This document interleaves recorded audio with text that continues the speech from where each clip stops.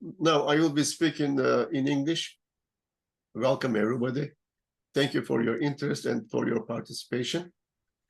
We have a very special guest today from Brisbane, Australia. And I wish to thank Marta in particular for being with us today, and also for giving up her evening hours to be with us.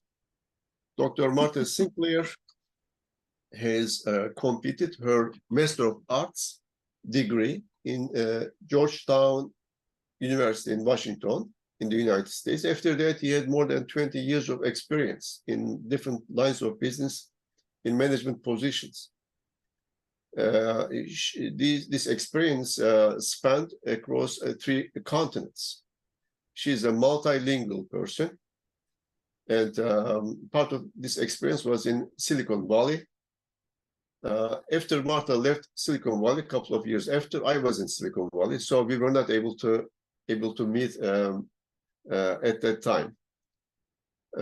Marta spent her business career in segments such as software localization, translation, radio broadcasting, leisure and hospitality management, etc.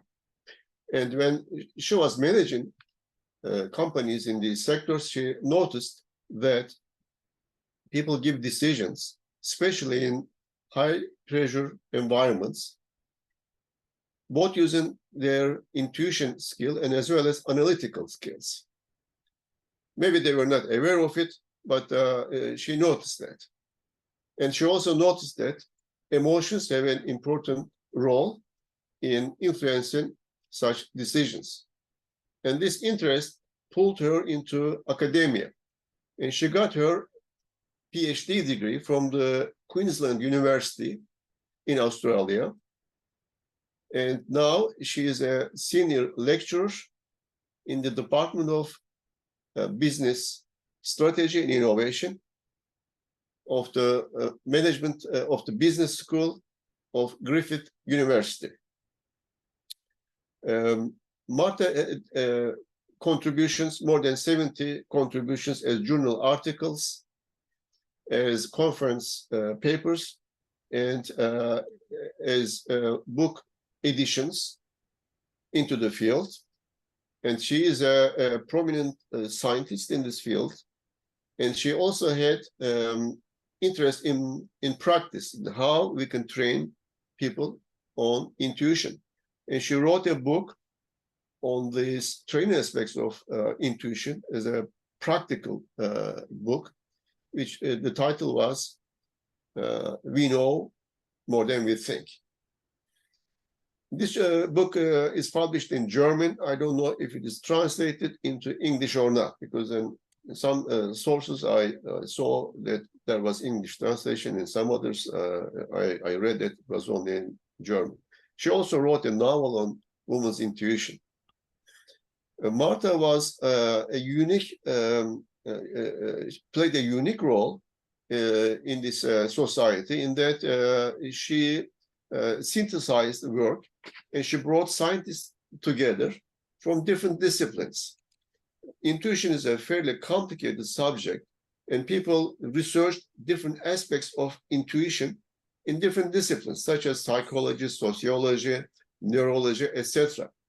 And sometimes they even didn't know about each other's work. So Marta brought these scientists together so that they could come up with a joint terminology and move towards consensus building. And Marta used 2 platforms to accomplish this. One was her handbooks. Once in a while, every 2-3 years, she accumulates the most important papers, key papers in intuition research, and she organizes this book, and this book is disseminated by Edward Elgar publishing company to member universities all around the world. And this is one way that intuition scientists can be abreast of each other's work.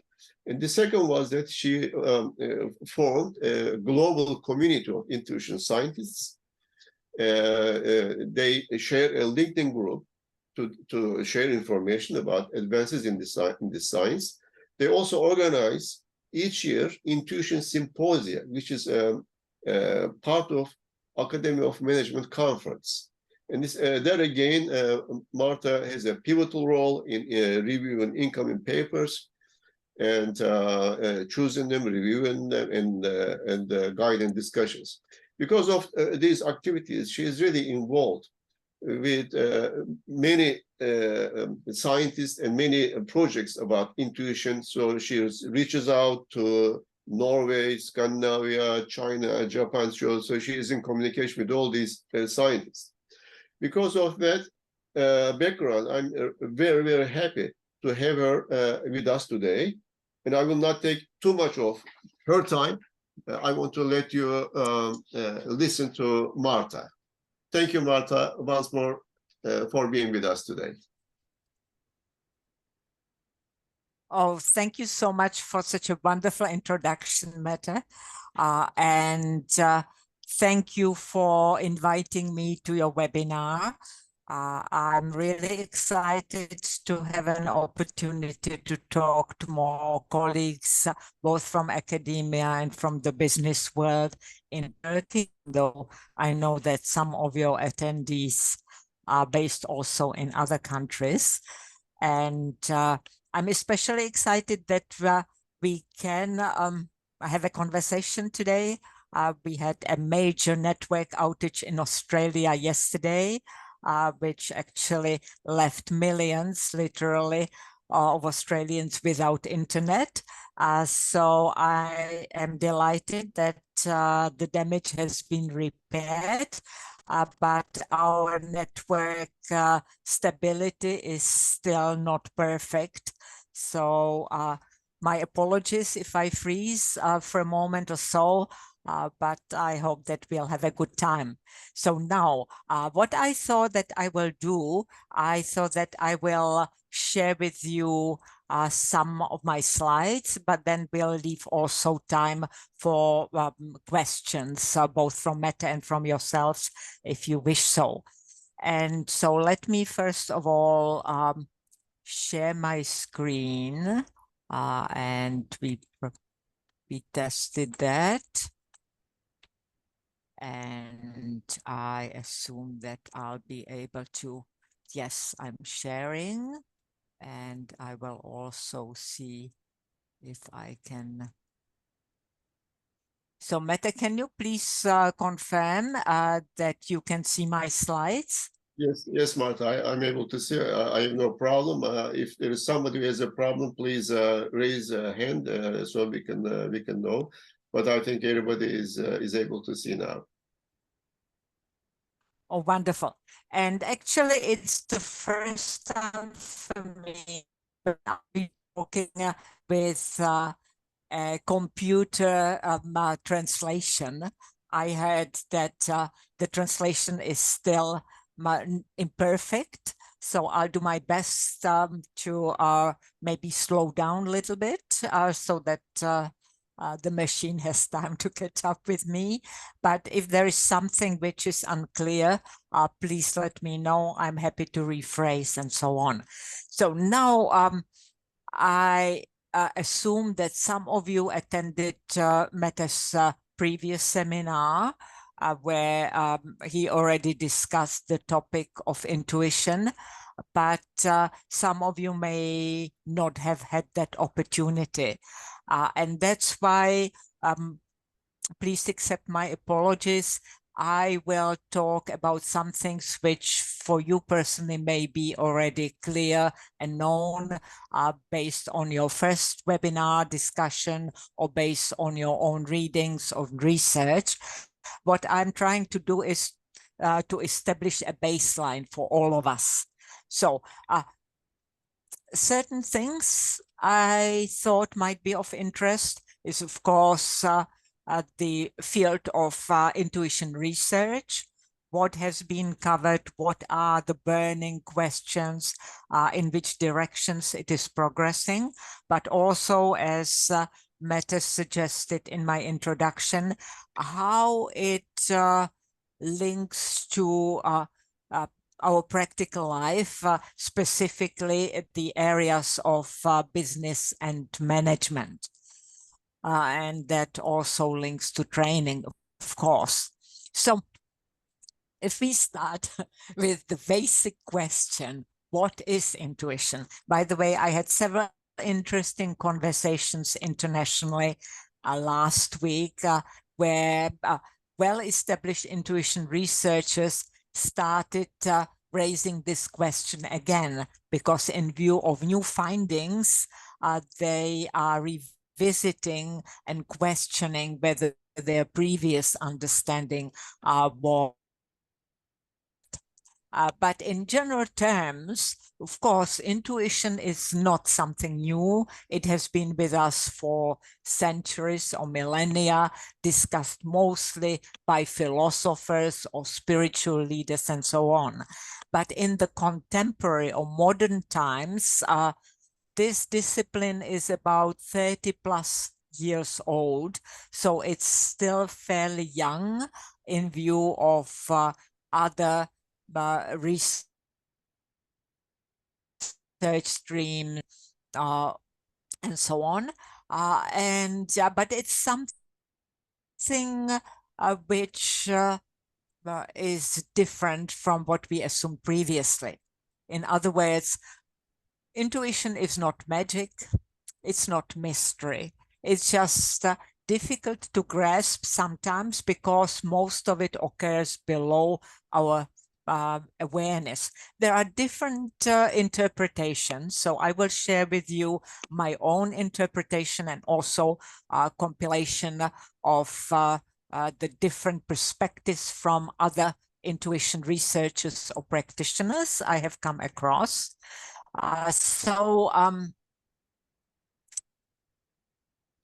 Sometimes it's easier to start with what it is not. So I'm not talking about magic and mystery, but in practical psychology or sociology or neurology terms, it is not wishful thinking and it is not guessing. So in other words, it's a different process below our awareness than the process we use in our brain and mind for thinking. When I started researching intuition quite a few years ago, I had more complex, more robust definition, but gradually I simplified. So we could say that it is direct knowing without any conscious reasoning. And I will move my pictures so that I can see the text.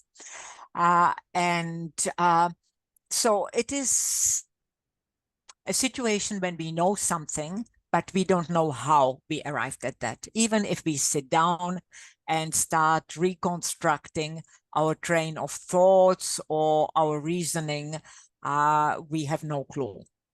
Why? Because it happens below awareness. It happens non-consciously or subconsciously. Let me see if I can minimize the pictures so that you can see just myself. Good.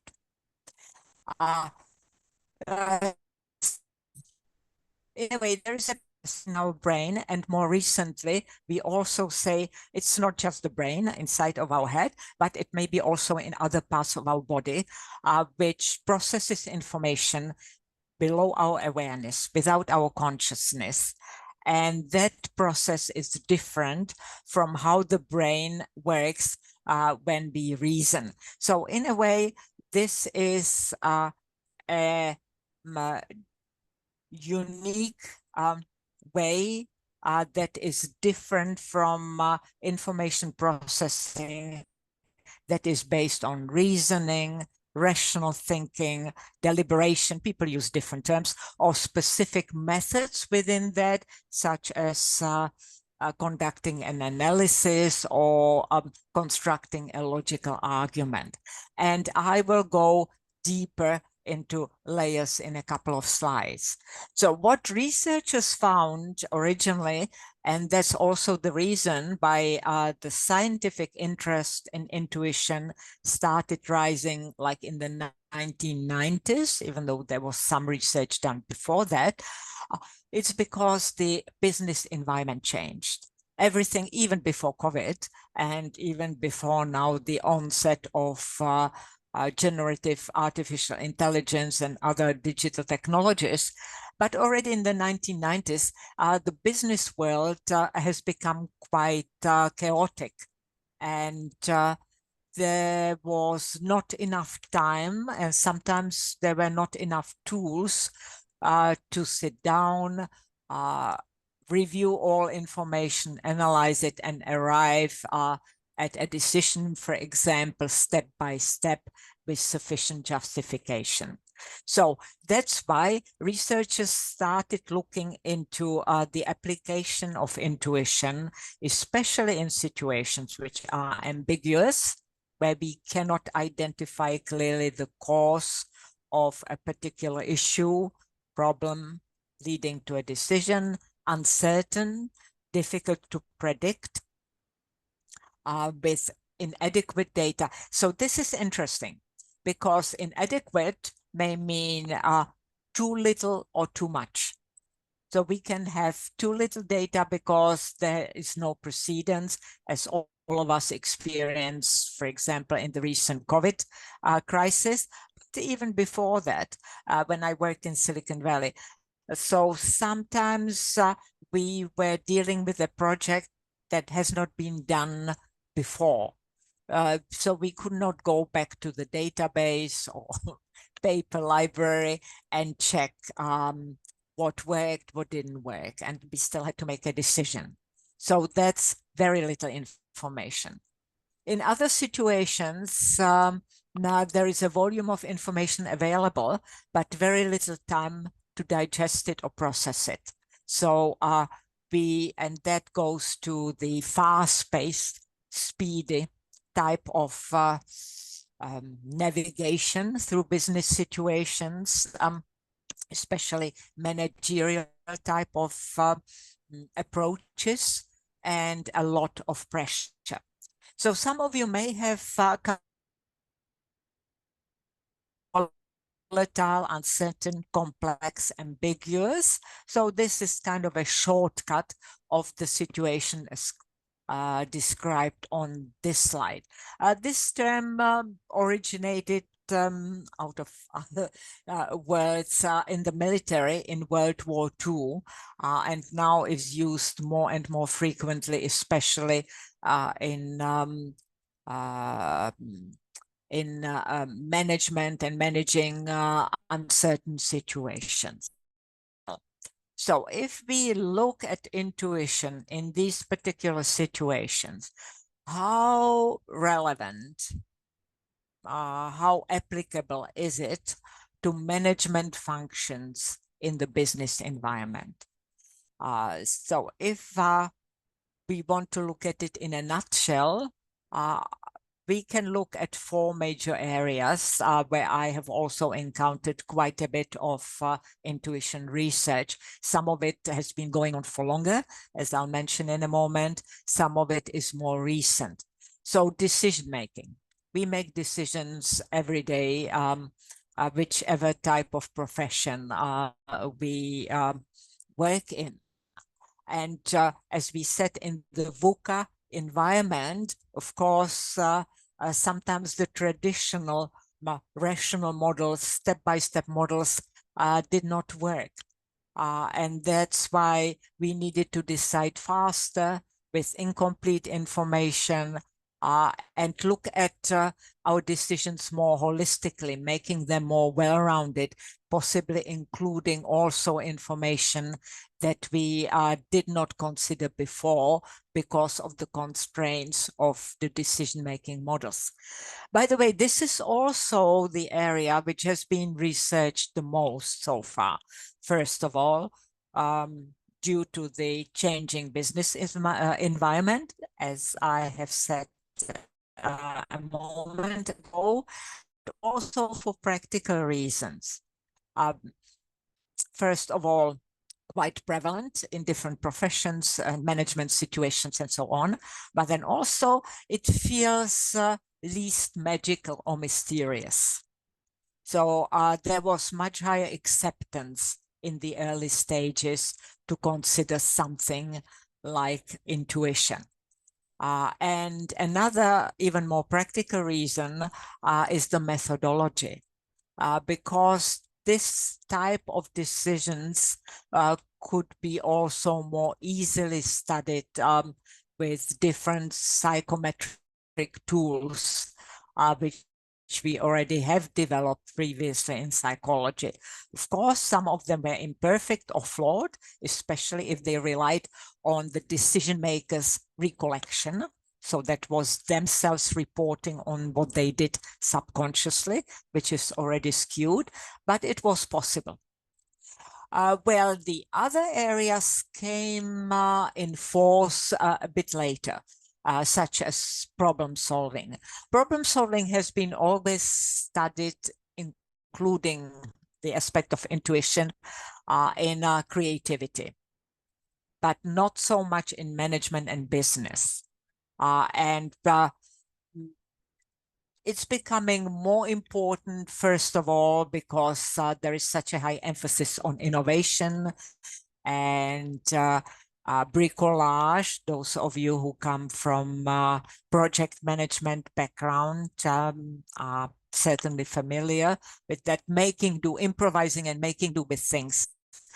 And sometimes reason or explain rationally why we chose this approach over that approach and other 10 or 20 approaches. It also allows us to work more with solutions out of the box. And I will, in a couple of slides, relate back to this when I mention at least briefly different aspects or elements of intuition. And also it helps, problem solving is becoming more important, in the area of intuition for how people work together in different collective settings. And then from it flows out another area, a personal well-being, as I'm sure those of you who come from human resources management background, for example, know is now discussed frequently in managing staff as our strategic asset, but it wasn't so some years ago. So now here we have both the individual perspective. How can we help people to be more self-aware so that they can also notice certain changes in their mind and in their body? How can they be more responsive to others? And that links to the fluid teamwork mentioned above in problem solving, and also how they can attune to the environment. And there is more both problem solving and personal well-being areas, even in business and management, have a stronger emotional component. And that spills over to, for the lack of another label, what I call sustainability, in terms of how we align with values. And there are quite a few cultural factors here at play as well, in terms of ethics and morality, moral readership. There is even one type of intuition called moral intuition and social intuition and more holistic assessment. So you see that it has a number of practical applications. And that's exactly where the intuition forums comes into place. And I'll move our picture elsewhere. So intuition in organizations, as Mette, I believe, mentioned, was founded about 15 years ago. In terms of our intuition symposia at the Academy of Management conference, we celebrated year 14 this year, and I'll show you in a moment a couple of research topics so that it can maybe stimulate some of your interest or questions. So I call it, well, it's a community of practice, but it's a global community, meaning people are coming not only from different disciplines, but also from many countries and geographical regions. So far, the highest representation is from Europe, North America, Australia, obviously, and New Zealand, and some Asian countries. We have been branching off into Latin America, meaning especially South America, and we also celebrated the first intuition researcher is our member. There are others in South Africa, coming from Africa, specifically South Africa. And you can imagine when people come from so many, not only geographical regions, our challenge for expanding further in terms of countries and nationalities of our intuition colleagues is sometimes language. Not everybody publishes in English. That's something we've been working on so that we can also present to English speaking and English writing researchers and business people ideas related to intuition coming from other language areas and then other cultures which are even non-Western. And because of this, that's the geographical perspective. But then we have here also the multidisciplinary perspective. And my experience has been that the interest in intuition has been peaking in several disciplines, but has been studied in isolation, more in a silo. And what it does is that researchers from different disciplines may not be familiar, as a matter of fact, often are not familiar with work of others. And also because that research evolved in that silo, it evolved with its unique terminology. So we may not be even using the same names of concepts to describe. And that's something we struggled when we founded this particular forum, because people were spinning in a circle. How do we describe intuition? Which words do we use, etc.? So from the very onset, we agreed on our motto that we agreed to respectfully disagree, so that after we accumulate sufficient volume of information, we move on with research, even though the previous question was not fully resolved, and explore further. And then we may need to revisit, of course. So the purpose of this global community is to disseminate across disciplines, as I said, intuition research, but also integrate it somehow and trigger more possible collaborations. Another more recent area, which I have been very keen on and have been actively working in, is bridging the gap, or at least reducing the gap between research, meaning scientists, academics, and practice. And that's why we have members from both disciplines.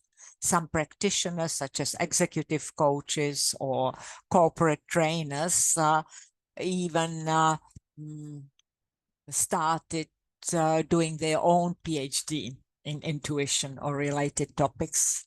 We had several graduations in the past 2 years, which is very exciting.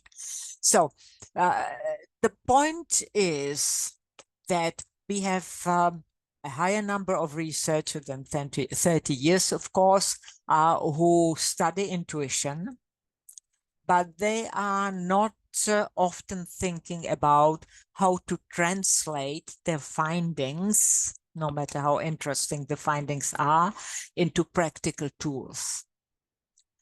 And on the other hand, there are quite a few practitioners, as I said, trainers, consultants, and so on, who have been successfully using intuition in their practice and training programs. They develop their specific tools, but they do not have the language and they do not have the research knowledge to explain why their particular tool works.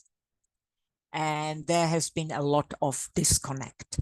So this is exciting that this gap, I believe and hope, is getting more narrow. Now, what is my role in that?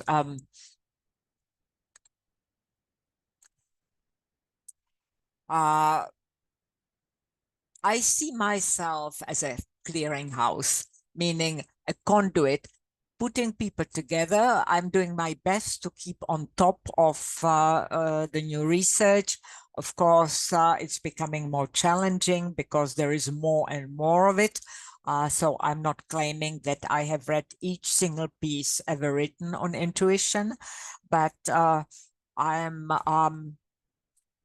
doing my best to remain current, and then possibly put people in touch so I do not have to be engaged in each single project, but point them in a particular direction so that I can help them with collaborations, sometimes international collaborations,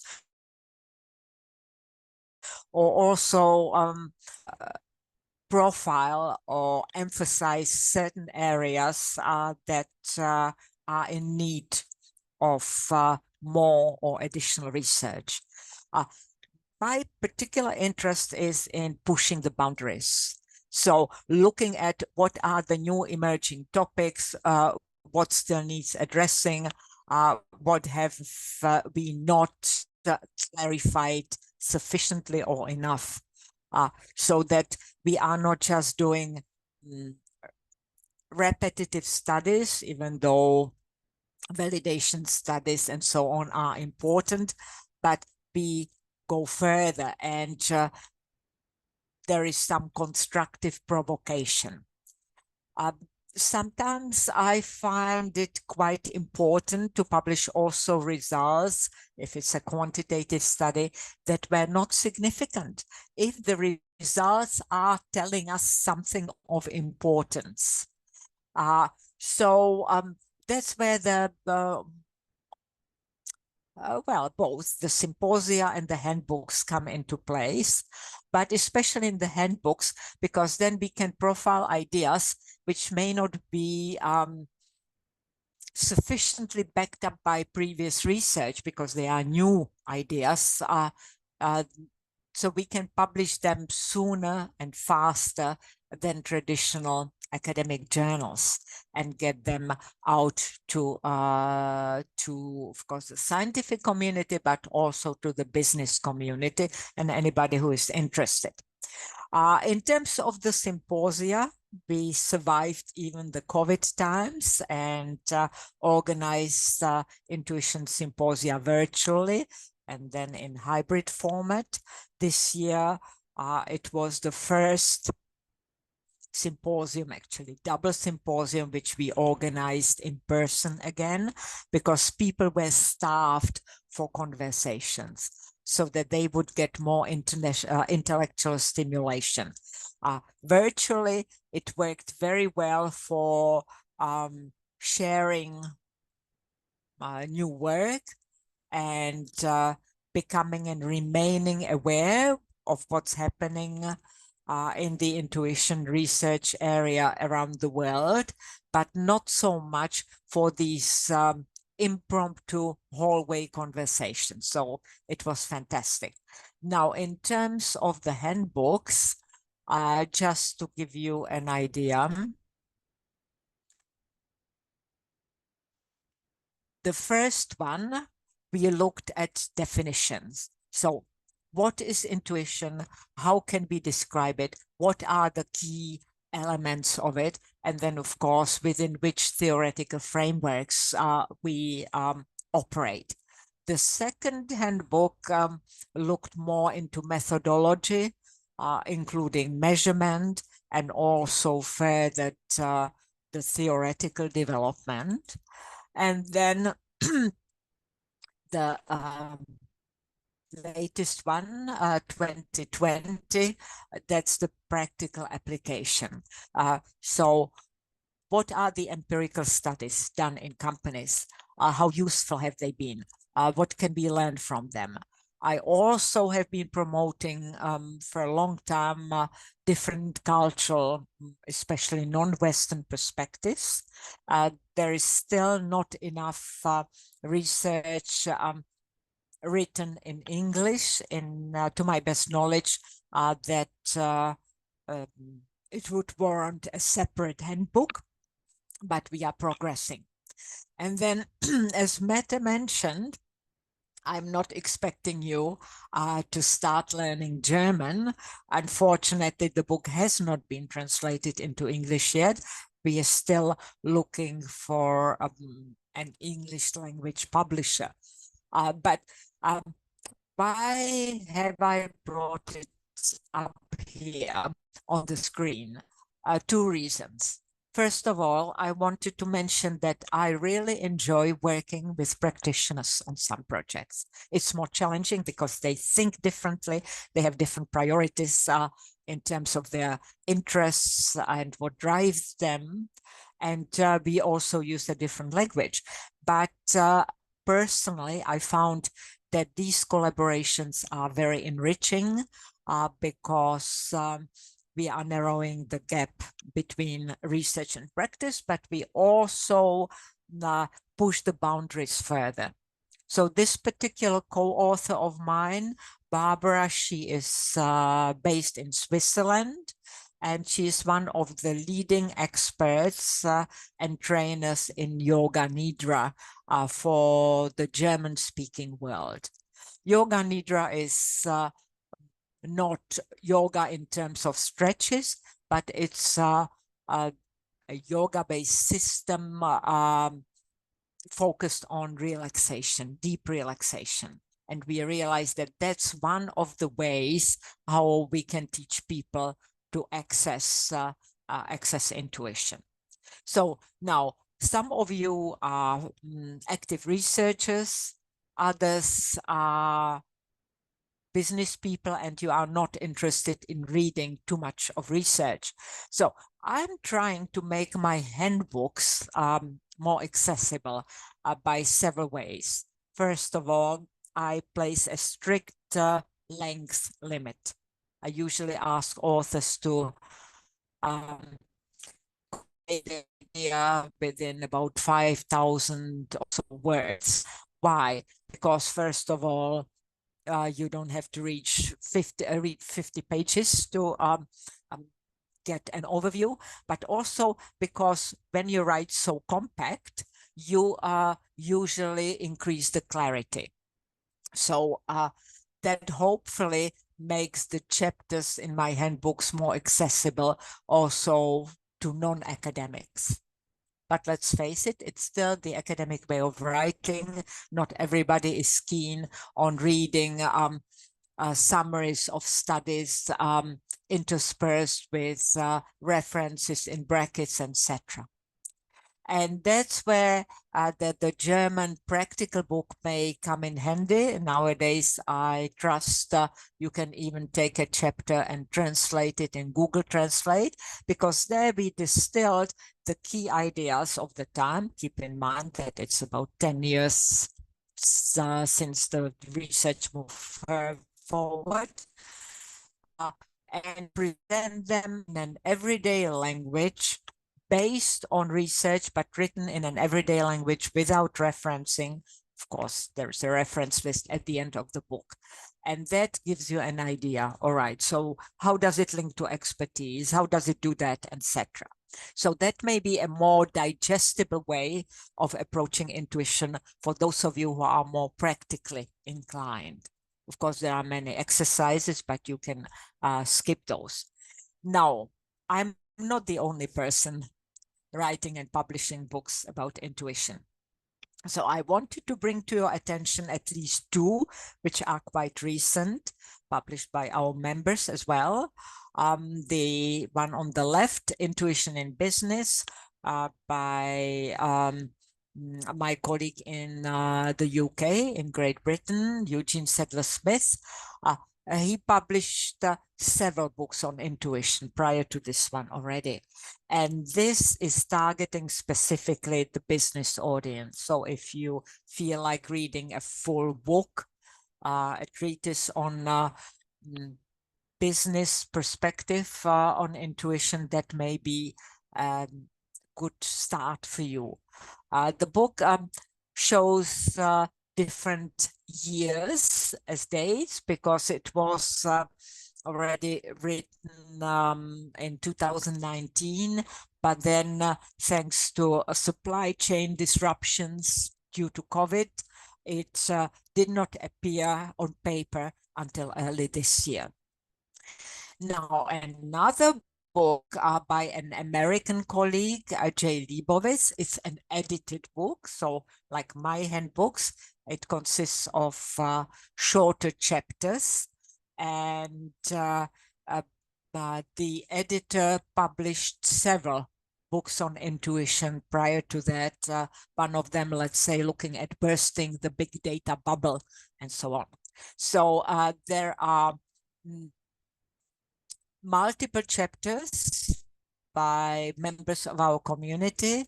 I co-authored one myself on the history of intuition training, if you are interested.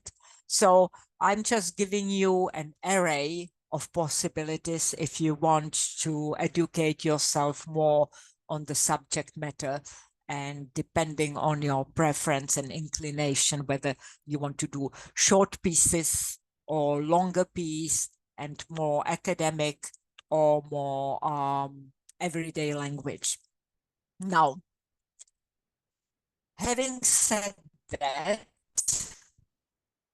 let's return to what intuition is. I mentioned that there are several layers. So if I simplify,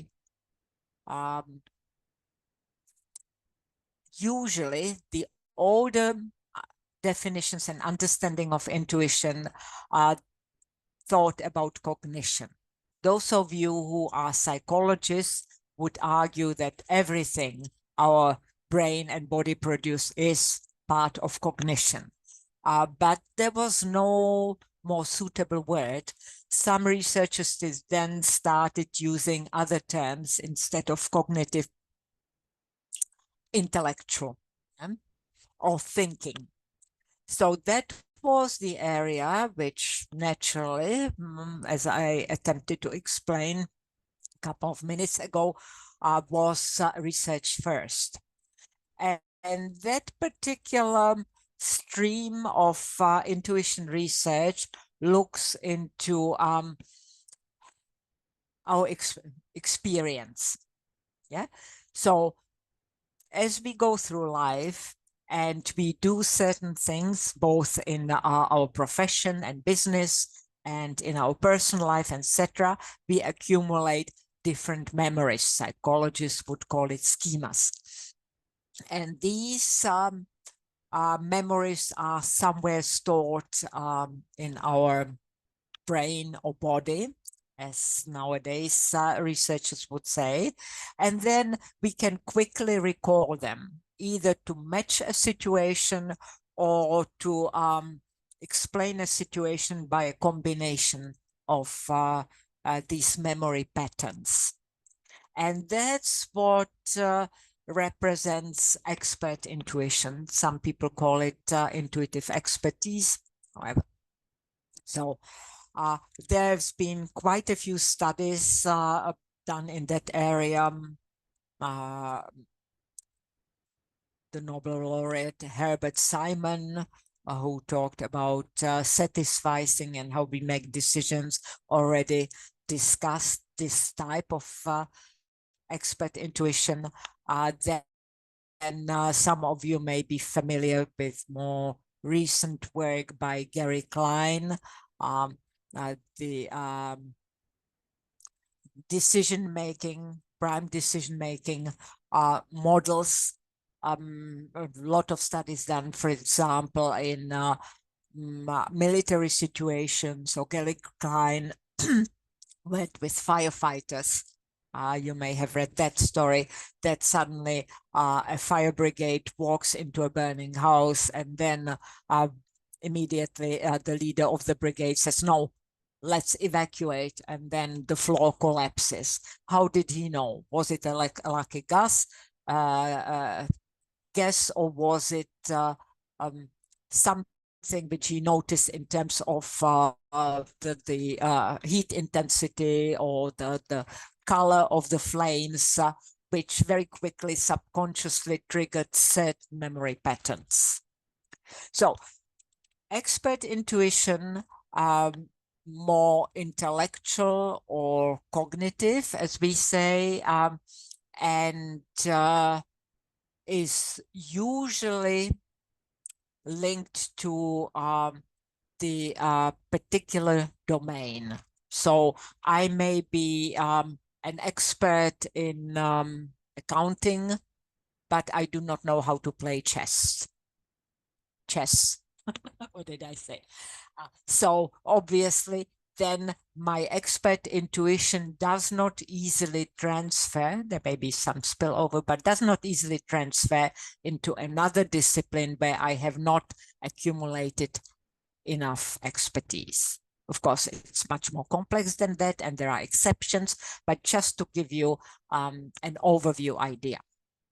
Then what happened later, as we studied intuition more, we realized that there are also emotions involved, not always, but often, and in different ways and modes. So those of you who have psychology background know that affect, spelled with A, is like an umbrella term, an overall term for all kinds of emotions, moods, and emotive feelings. That particular element of intuition has been already built into the more current definition of the concept, but it's prevalent more in the creative type of intuition. Remember problem solving we talked about. Also in the sustainable type, such as moral intuition. And that's an area which still needs much more research. There are challenges with typology. Some researchers adhere to certain types of intuition. Other researchers are saying, no, that was just the first phase of our research. Now we already are past that stage, because now we understand that it's more complicated and complex. But still, when you look up intuition types or forms, you will very likely stumble upon expert intuition and creative intuition. Other types would be moral. There was also time when we thought that entrepreneurial intuition was unique. Current research thinks that it may be a combination of expert and creative. And then social in terms of relationships. And most recent research also talks about temporal, meaning when we know what's when and what is the right timing. Now, what is interesting, and I noticed that in the past several years, is the sensory. Sensory in terms of body-based. And there is not enough clarity, but more research is being conducted. And now researchers sometimes wonder whether all information comes, or a lot of it comes to us through our body before it goes into our mind. I know it's for us schooled in reasoning, analytical and logical thinking, this sounds quite revolutionary. But let me explain. So first of all, we have found that there are certain centers in our whole body, including our head, where the brain is, of course, that register information. So one of them is, of course, the brain, but another one is the heart area. And another one which has been determined even more recently is the digestive system. I'm sure you have heard probably the term gut feeling. I'm not sure how it's translated into Turkish, but something tight stomach, etc.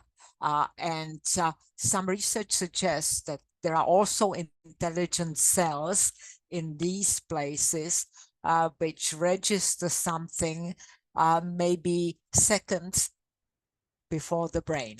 And then the information travels to the brain. People coming from therapy, they use a different term. They call it clinical intuition. And they would even argue maybe there is another nervous center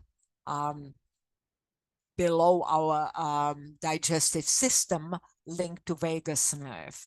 But I have not seen much of extensive research, only conceptual pieces and speculations. Now, if we want to reach or get in touch with our body-based information, we need to exclude our thinking for a moment so that we can actually register these subtle cues. And for that, we need the homeostasis. Remember, the yoga nidra is just one way how to balance our body, still our mind, so that we can notice other cues which were overshadowed by our thinking.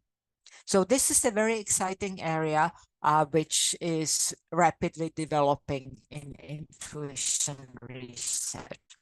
Another area which has taken on speed is the integration. So now we understand, we always understood that intuition and reasoning, or subconscious and conscious way of processing information can run in parallel. The relationship between these two has not been that clear. Some researchers think that intuition as the older system may be closer to instinct, but it's different from instinct, but in terms of where it's in our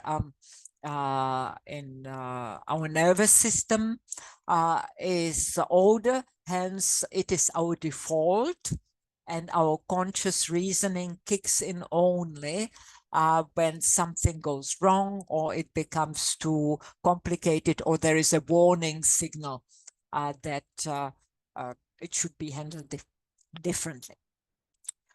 A more recent way of thinking is that maybe it's more complicated than that, and that both our reasoning and intuiting as the process and intuition then the result can happen in parallel. But the question is, of course, how do they interact? And when one overrides the other, or how one supports the other. And that is studied both on the individual level, meaning what happens inside a person, how do I switch, and where and when, or what are the triggers that are influencing it, and also collectively. There's a big debate whether there is such a thing as group intuition. Recent findings suggest that maybe more that we have individual intuitions, but then we combine them somehow in our collective group or in teamwork, and how do we bounce them off each other. So of course that's a very important collective level and becoming more and more important for teamwork. Let me illustrate how what I have said is reflected in current conceptual and empirical studies. So I thought that maybe I'll show you, and we don't have to go through each item here, that I show you what was presented in the symposium, Intuition Symposium at this year's Academy of Management, which happened in August in Boston. And we had so many, I'm very selective, so not everybody who submits a proposal and writes a contribution is accepted, but we had such a good quality and number that exceptionally I organized 2 symposia, and with the assistance of the conference organizers, we held them back to back as an intuition showcase. So the first one looks more at theory and new methods. The second one more at empirical studies. And we were interested in how they relate to training. So for your convenience, I just summarized the topics and also in brackets included the country of origin of the researchers or where the research was conducted, and in some instances also the discipline, so that you get an idea. In the first more theoretical and methodological symposium, decision-making in crisis management in military context, there is a research group in Norway that has been working on the application for combat or high-pressured situations in the military. And that's exactly the type where they are looking, previous slide, at this. They already developed fairly sophisticated models. When is the tipping point that a person in that high-pressured crisis switches to analysis or to intuition or backs it up, and how they do it in an effective, integrative way. Another area is, of course, as I mentioned, team decision making. That would be the bottom level of the previous slide. And here, even more pressing is the question how it functions in virtual teams. Because as I'm sure you would agree, if we have a physical team sitting in the same room, a lot of information, especially in terms of relationships, etc., can be transferred non-verbally through facial expressions, gestures, pauses in speech, and so on. And some also in terms of emotional intelligence. But what do you do when you do not have this additional source of information? And how does it work when you interact virtually? Then an interesting study from Brazil combines theories from psychology and from strategy. So how does this dual, meaning conscious, non-conscious processing system, psychology area, how can it interact with the garbage can model from strategy? So can it help us draw experience or memories stored in different cans? Me as an accountant and me as a people manager and so on. Another area what we still do not know about intuitive expertise comes from the finance and accounting industry. A group of Swedish scholars have, 2 of them published a book on it about a year ago. A colleague from strategy discipline in Great Britain presented a very interesting piece highlighting the importance of experimental methods, especially when we deal with these subconscious intangible phenomena. Because so far we have been not always, but often relying on self-reports, meaning that we ask the person who made the decision or solved the problem, how they did it, etc. Of course, there is a sophisticated way of doing it, but it's still our memory is not perfect. And sometimes our rational mind interferes and we convince ourselves that we did something a different way than it ran through our subconscious. Of course, nowadays we have also brain mapping and other neurological measures. I would be cautious here as well, because how do we know for sure that when, let's say, a person perspires more, that's one of the measures, that it was just due to intuition. We still breathe, move, have feelings due to other reasons at the same time. So how to capture these intangible subconscious phenomena more accurately. And an interesting study of intuition using language. There are multiple methods studying language. My own PhD student, for example, noticed that after she delivered training she studies entrepreneurs, to her group of entrepreneurs, when they were describing certain information which they located in their body, they changed their language after the training. Before the training, they would often say, I think I did this, or I think I should make the decision like that. And after the training, even though she asked them, what did you think? They would say, I felt. Yeah. So this is just a crude example of what's happened. Much more sophisticated method of linguistic markers.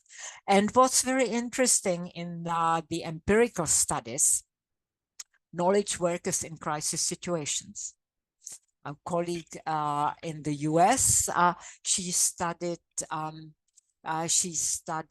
medical professionals, emergency situations in the first wave of COVID, where there were no protocols, no procedures. How did they decide? And when did they use this particular approach and that particular approach? So in a way, she is developing a way or pathway into how we decide under extreme uncertainty, which is becoming now more common. Then my own student, she is a certified focusing practitioner.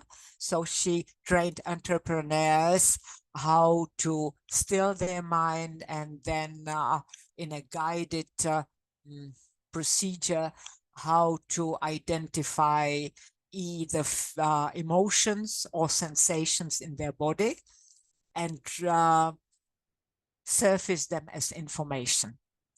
A very exciting study from South Africa, which is follow-up on a study in banking out of all industries, how bankers make strategic decisions and the value of pausing, stopping, and reflecting back on a decision during the strategic decision-making process. But now she is taking it further and looking into how this pause can be utilized to access intuitive type of information. A completely different approach from our colleague in Switzerland, who just completed her postdoc at Harvard University in the US. She is using computer stimulation for brain so that people can make more accurate predictions. Also with emotional stimulus, fairly complex to explain, but she is taking it from brain-based perspective, while the focusing method is body-based. And of course, she's studying it very quantitatively, while the brain, while the focusing method is, the study is very qualitative. And very, and of course, the Swiss study is very technology based, while the focusing study is anything but technology. So you see, there are very different approaches. And then last but not least, when we rely as default on intuition, and when do we rely on data or information produced in by artificial intelligence? By the way, this study was conducted before the prevalence of generative AI. But what was very interesting, it was studied in human resources management, which candidate to select or which team member to select. So quite interesting findings. So I hope that gives you an idea. And just to give you some food for thought before we conclude, what are the new areas? Of course, training and development of intuition in business context, which certainly spills over into personal life if you are inclined to explore it. And not just general training, but specific aspects, as I demonstrated on the previous slide. Yeah? Training, let's say, brain through certain stimulation, or training your body through the focusing method, etc. And in order, you see, the debate is, all right, so even if we develop a training method, how do we know that it's effective if we cannot measure it? And difficult to measure it if we don't have clarity on the definition of intuition in terms of what we measure. That's why I think that the future will look at more specific elements of intuition to fine-tune the training and to allow us a little bit more accurate, even though not perfect, measurement. Another area is teaching. As Mette knows, one of our Brazilian colleagues is teaching an intuition course for undergraduate students at the moment. Many people contributed to her teaching material, so that's becoming a global project, including Mette and myself. So, but in general, there is not much in terms of intuition courses at universities around the world. There are some.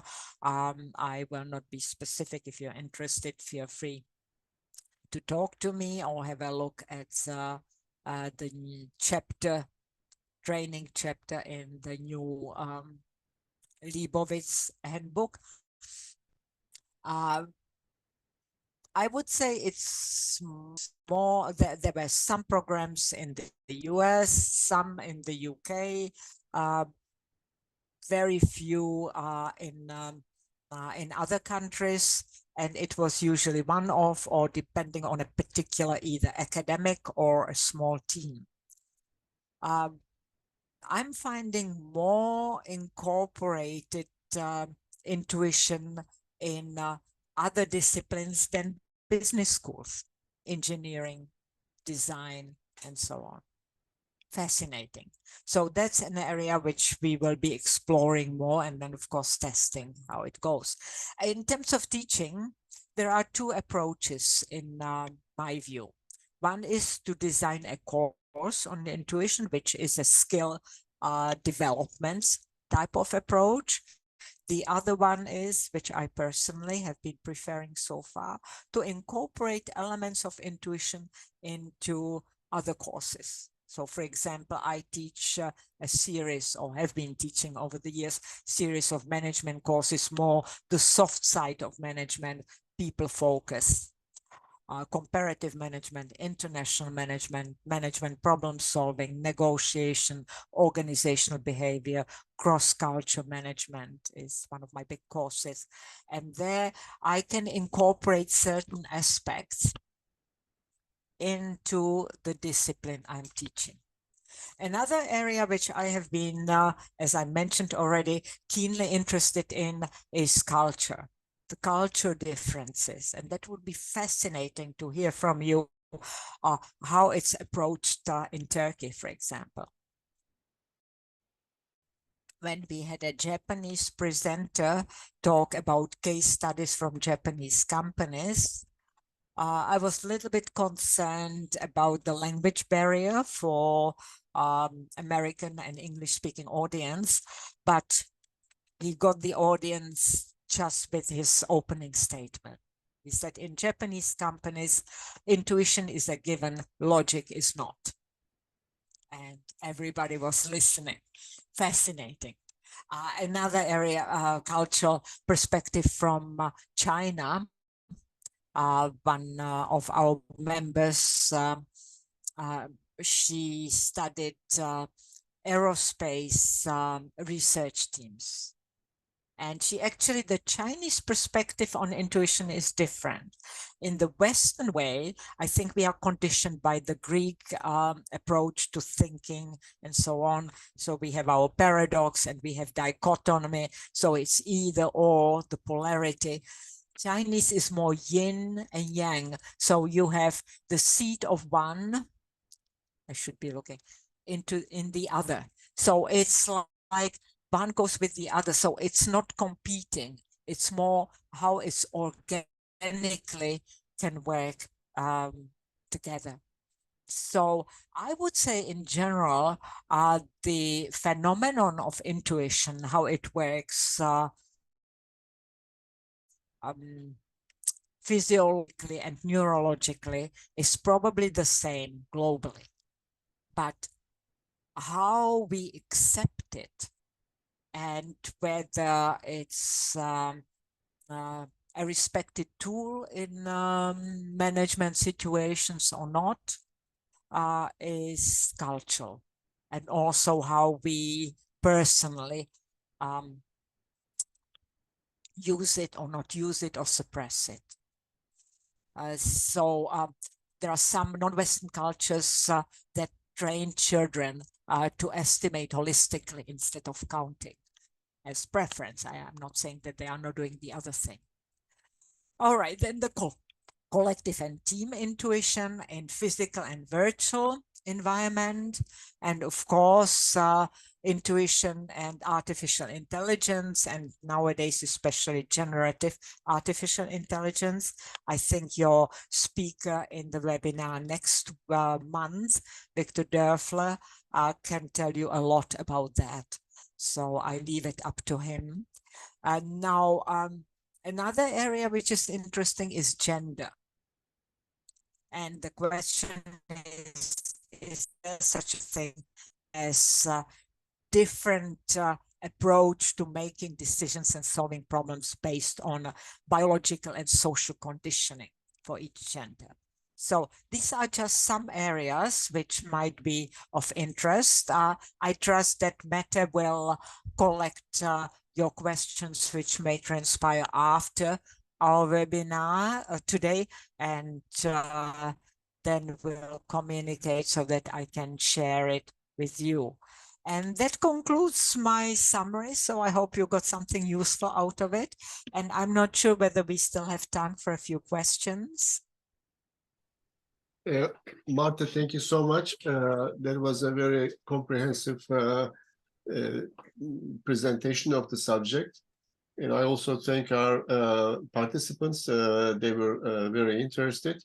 And if there's any questions, and while we are here, I don't really. And I will stop sharing. Yes.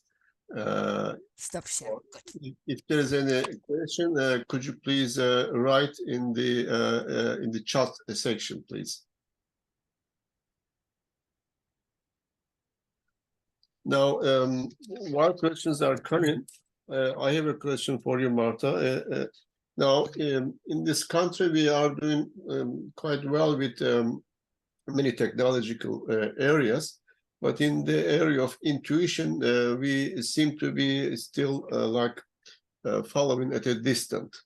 And when I talk to academicians, they tell me that one of the reasons for that is we don't have too many supervisors and too many teachers who can supervise PhD students. And now you supervised PhD students at the other end of the world, like in Brazil, and so you reached out. And I'm just wondering, in a young scientific field like intuition, could that be like a generalized model? I mean, academicians always come together and they share skills and knowledge, etc. And this is another way of sharing the skills to have supervisor from another country till that a line of inquiry is developed in that country. I mean, could that be used as like a general model? Yes, a general model, I'm not sure. I personally did not find it too daunting because I'm interested in the research area and the topic.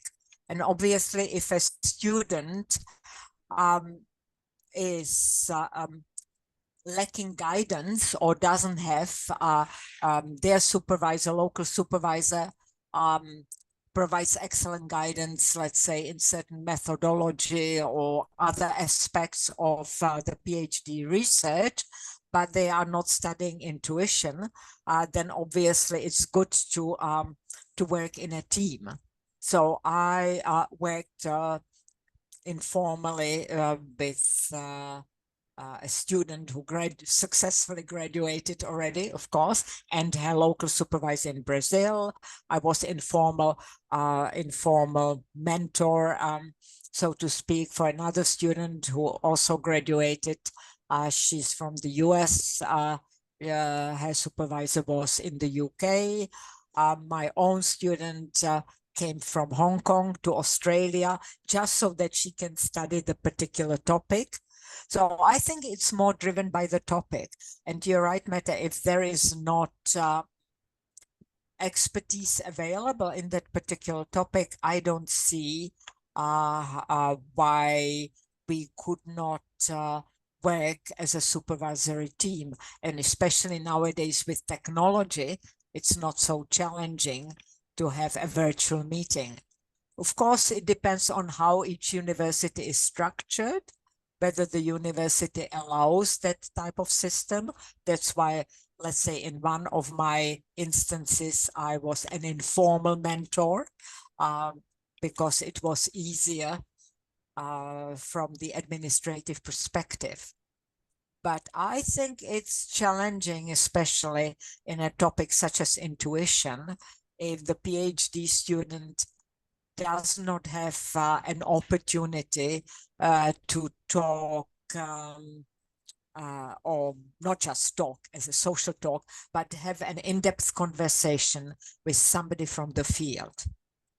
And that's where I see also my role as the clearinghouse. I spoke recently to a PhD student from Columbia who is doing her PhD in Finland. I spoke to people in other countries, and sometimes it is that there is only one person studying that particular topic at their university. So it can be very lonely. And that's why there are other areas where the supervisor attracts a number of students. So I would do even occasional workshops, virtual workshops, even of with PhD students who were not my students, so that they could present to each the information. Thank you, Marta. I can see in the chat that somebody is getting excited in Turkey. That would be wonderful. Yes. Marta, there's a good question here. Is it same meaning insight with intuition? Is insight the same as intuition? And whoever did ask that question, thank you for raising it. I would say no. But there's been a lengthy debate, even with esteemed colleagues such as Eugene Sedler-Smith, etc. So what's the relationship between instinct, intuition, insight? Yeah. So we have finally arrived at the conclusion that no, that intuition may be used in an insight, but you can also arrive at an insight rationally, even though it's less common. So intuition is the conduit of the information. Yes. Well, we can have even more on this subject in our next webinar, because Victor Dörfler has spent a lot of time on the subject of intuition and insight. So we can just follow up on your line of thinking, maybe more with Victor as well. Now we have follow-up questions. I'm just trying to read here.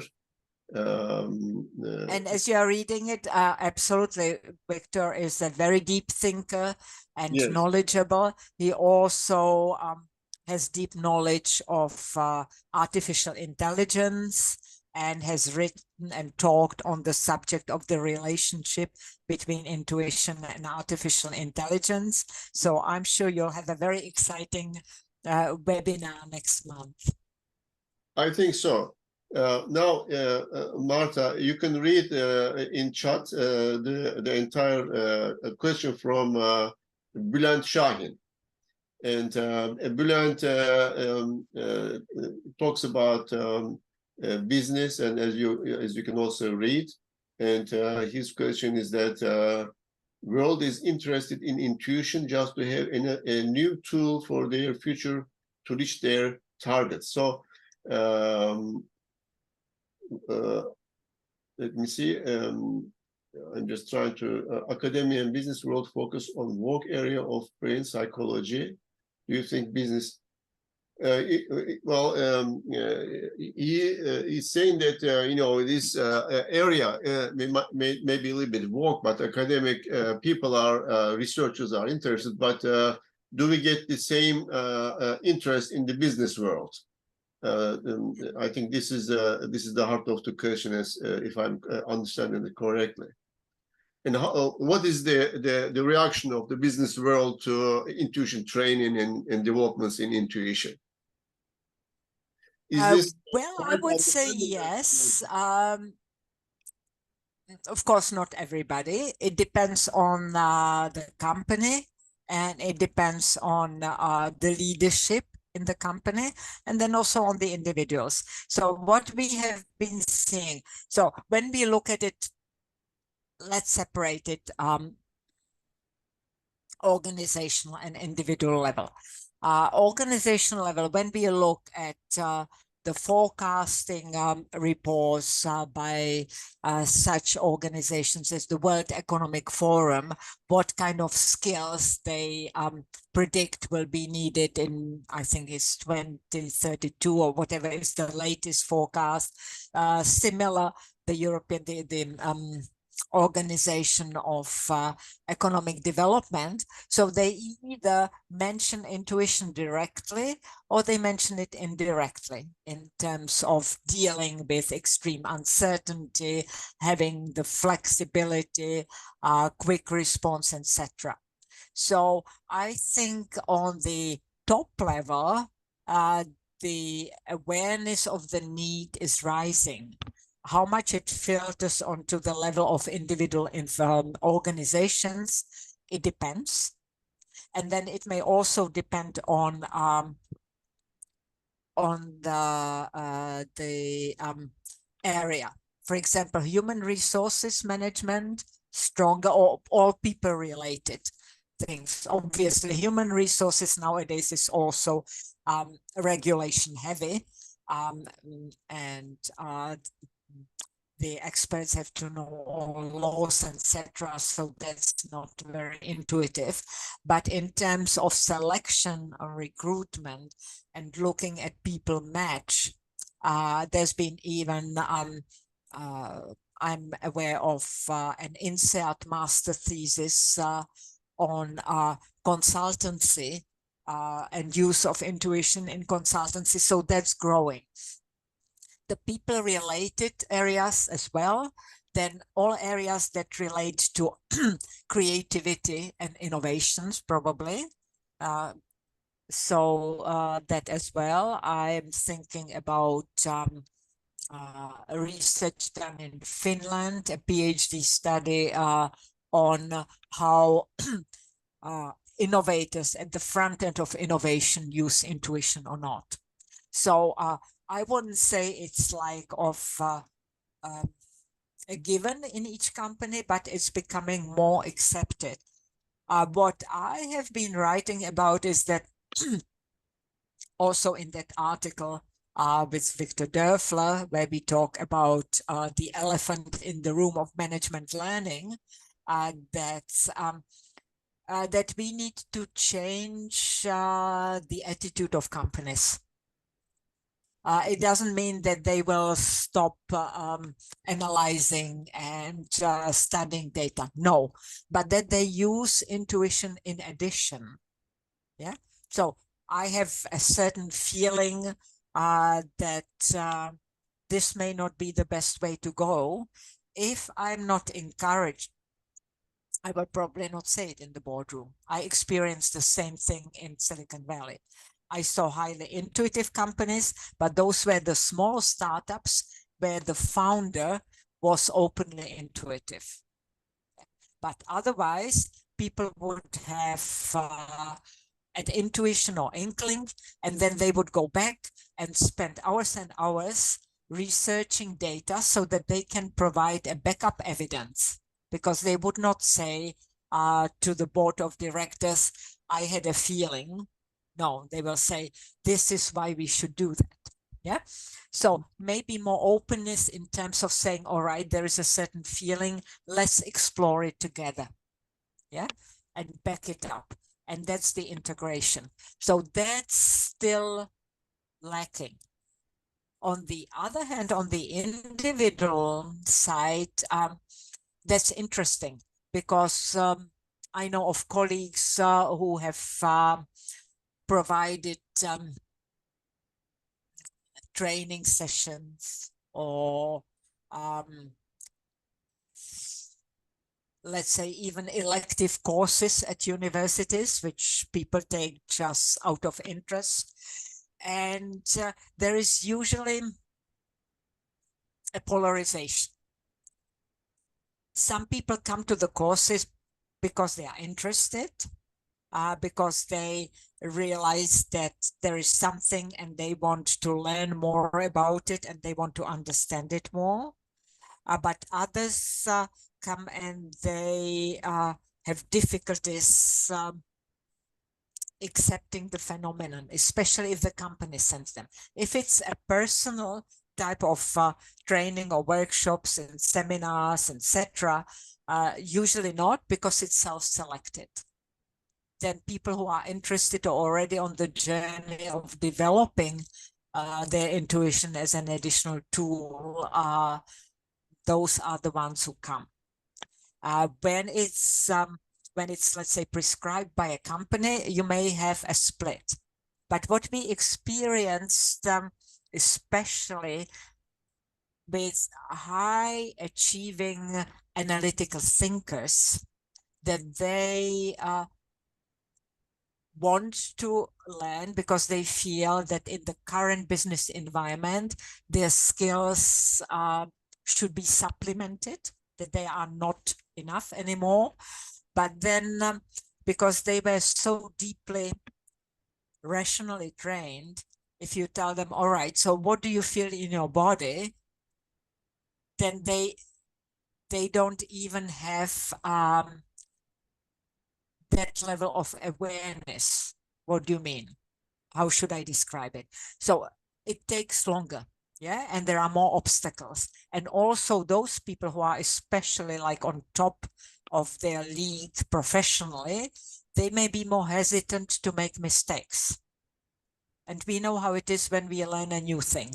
So I would love to play piano, but I have never tried. So obviously I will not be a virtuoso when I try the first couple of weeks. And that may be more daunting to people who are not used to temporary failure or imperfection. Yeah. So I think that needs to come from both ends. But there is more openness to it than it was 20 years ago.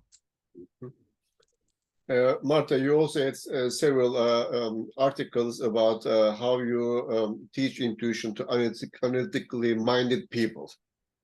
And I can just refer those articles for those who are interested in this area, because it's really a big drawback. You know, if you are so analytically programmed, how can you just switch it off and then start becoming more intuitive? Marta, I have here two more questions. One is coming from İlhan Ağun Bey. Now, İlhan Bey, I turned on your video and voice. If you wish, you can elaborate vocally on about your question. But if I understand it correctly, now you are reading to Marta this question I'm talking about here. Are there any studies on how interdisciplinary intellectual structure nourishes intuition? So he is asking when you have multiple disciplines and studies on multiple disciplines, how it nourishes the development of intuition. If I'm understanding correctly, İlhan Bey, if not, could you please elaborate? You can turn on your voice if you wish. So my understanding of the question is, do you think that how multiple disciplines, when they come together, how it feeds into the understanding and research about intuition? So it's say a multidisciplinary subject, and yes, how we can benefit from this cooperation and, you know, like cross fertilization with your term, yes, from joint research in these disciplines. All right, I'll give it a try. I think there are a couple of points we could consider. So if it's nourishing my own intuition, so obviously, especially in the expert intuition type, the more experience I have, the easier it will be for me to come up with an intuitive decision or solution. In terms of but that's one discipline. Of course, the question was about several or multiple disciplines. But if I have expertise in several disciplines, then of course I can combine that. That's actually the Brazilian study, the garbage cans, right? So I can then draw on those memories or those experiences from different cans, from discipline 1, discipline 2, and then come up, I would say, with a more generative, probably even more creative solution. Yeah, so that's one possibility. The other thing is, though, I would caution from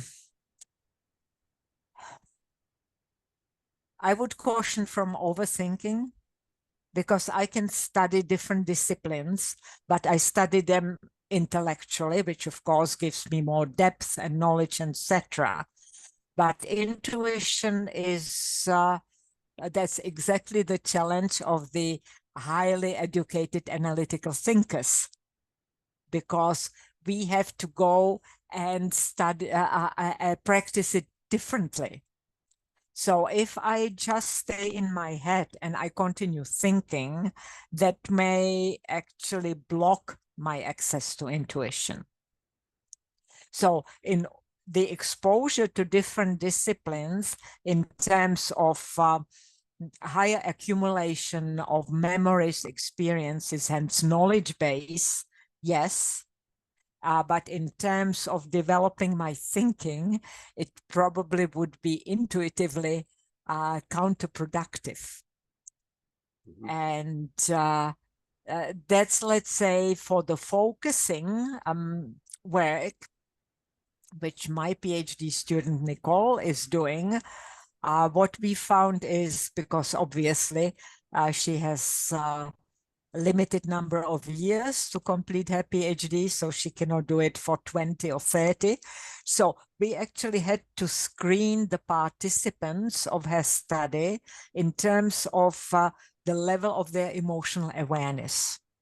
Some of us are highly sensitive, also emotionally. Others are not.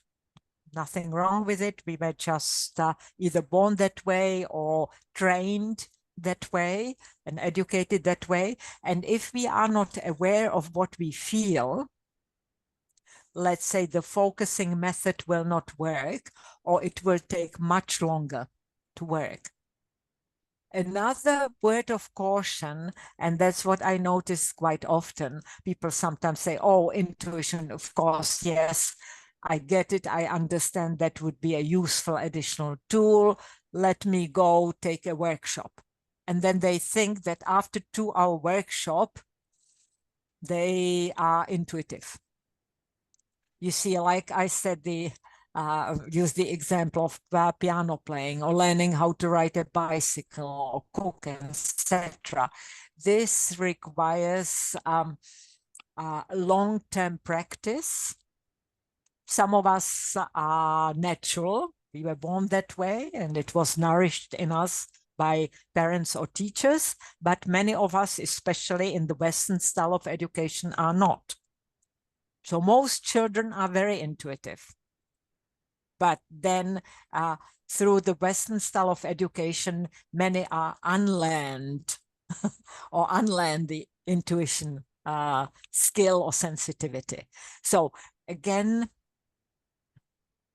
I also had from consultants, sometimes people come for consultation, and when they are offered that the consultant will teach them that skill, such as focusing, and they will say, oh, no, you just help me. This will take too much time. I want the answer today. So if you can advise me. So you see, intuition requires commitment and practice. I would say it's a lifelong thing, but of course we can function on a much lower level and can fast track it. So that's sometimes stopping us.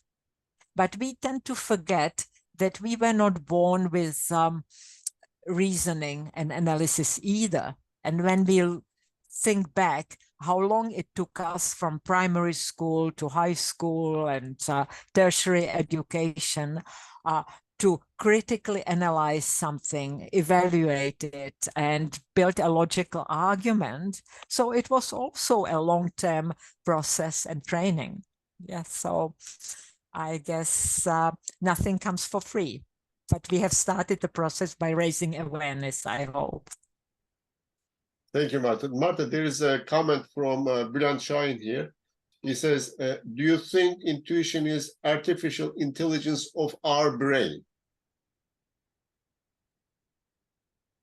Okay, now I had a little pause there. Is artificial intelligence or? Artificial. Could you repeat the end of the question? Our brains. So it's like artificial intelligence is automatically making judgments and whatsoever. And intuition is just like similar to that. And he's just drawing a parallel between these two concepts. And he's saying that is this our version of artificial intelligence? Actually, it is like a natural intelligence, but it's like working the way we understand how artificial intelligence works. Yeah, and I think that you can continue that conversation with your speaker in the next webinar next month. But look, there's been so much discussion recently about artificial intelligence, especially with ChatGPT and other versions of generative artificial intelligence. And that's the question, will it phase us as humans? So actually some intuition researchers started asking question, what is it that makes us human? And what is it that we can actually contribute to artificial intelligence? So I'm thinking about your next month speaker. Before ChatGPT, he wrote a couple of pieces explaining that it appears that artificial intelligence is more effective and efficient and faster when we have to deal with big data analysis, because it can cut through it and analyze it very fast, faster than human brain. But if it comes to creative solutions or new inventions, it is not. Now, of course, with generative artificial intelligence, that's the question. And but then I wouldn't say it's the same. You see, the artificial intelligence is only as good as the material which we feed into it. And I teach my students that actually nowadays they have to work even harder on developing their independent critical thinking, which is not intuition, so that they can judge whether the material that was delivered to them by a sophisticated algorithm is accurate, is well-rounded, etc. So I think the human capacity will be needed even more. So if we draw a parallel, maybe intuition will be needed even more as well, but in which way? So maybe the closest, coming back to the question, the closest parallel would be with the expert type of intuition, because that draws on experiences, but instead of drawing on our personal experiences, whether anchored in our body as a feeling, trigger our memory, etc., or otherwise, then it would be whatever is stored in the database that the artificial intelligence machine produces. It's becoming more creative, but I still hope that we have some unique human qualities, including intuition, that will remain valid. Marta, Bülent Şahin thanks you. He was satisfied with the answer. And I thought that... Happy to hear that.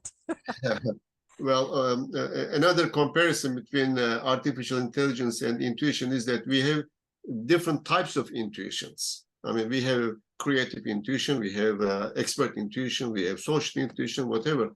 And artificial intelligence is not, we don't have such a variety, I believe. So the nature created something more sophisticated than artificial intelligence that we were able to create so far. It's just my 2 cents worth of opinion on this, Marta, as an addition. Not yet, Matt, and I hope it will remain that way, but who knows what the future will bring. Yeah, but we should be asking ourselves more deeply nowadays, what is it that makes us human, and what is our unique contribution? Yes. So that we don't become machines. Yes. Or controlled by machines mentally, because we over rely on them. That's true. That's true.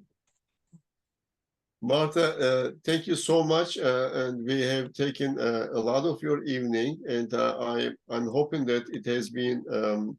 And I also thank our participants who have been very interested, and they have been with us so far in this quite a long discussion on intuition.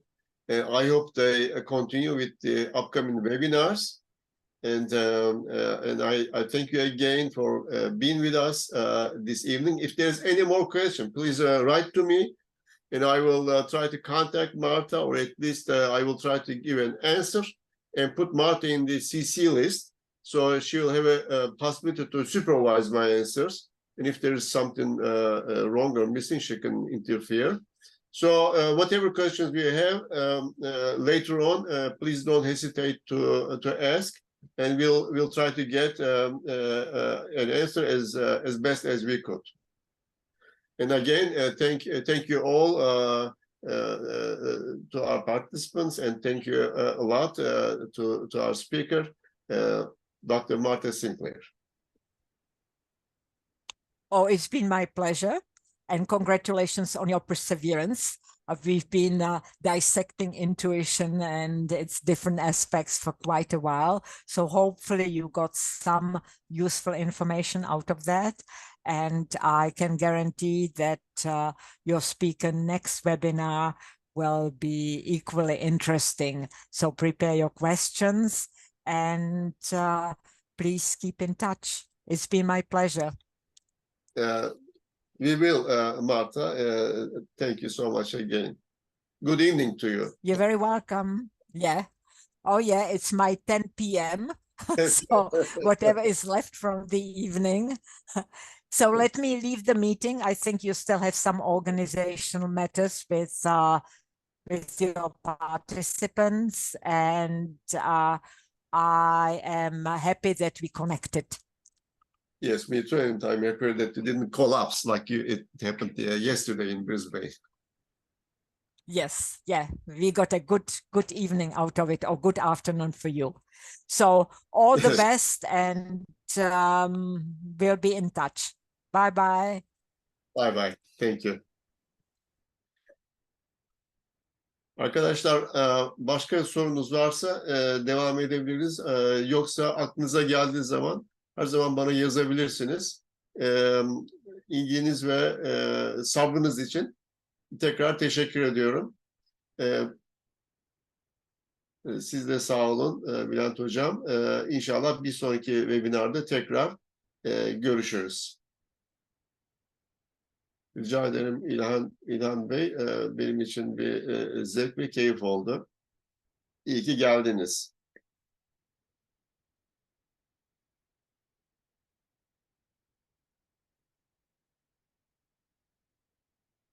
Arkadaşlar, toplantıyı kapatıyorum. Görüşmek üzere. Sağlıkla kalın. Hoşça kalın.